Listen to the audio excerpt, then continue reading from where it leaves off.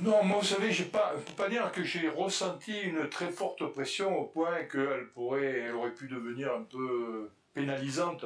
Moi, je pense que la pression, ça fait partie de ce métier.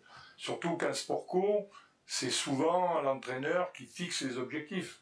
Même si on a l'impression que dans une fédération, il y a tout un tas d'intervenants à la détermination des objectifs. Moi, je pense que le mieux, c'est quand l'objectif, il est fixé d'une manière, je dirais, partagée à la fois par les cadres et par les collaborateurs, hein, comme on dit dans votre milieu.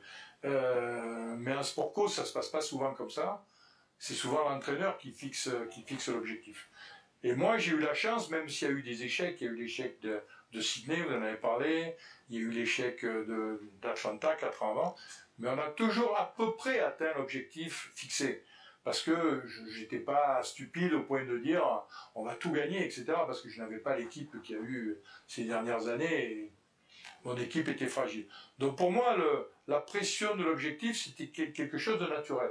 Par contre, parfois, il faut que ce soit plutôt le manager qui assume ça et qu'il essaie de protéger un petit peu l'équipe de ça. C'est-à-dire, il ne faut pas qu'une équipe rentre sur un terrain en disant où on gagne et on va continuer à exister, où on perd et on va disparaître. Parce que là, c'est une pression qui serait presque trop paralysante, quoi. Voilà. Donc il faut toujours arriver à préparer. Moi, j'ai dit qu'un manager, il doit anticiper. Alors, il doit anticiper si on gagne, mais bien sûr, ça va aller tout seul parce qu'on sera content de nous.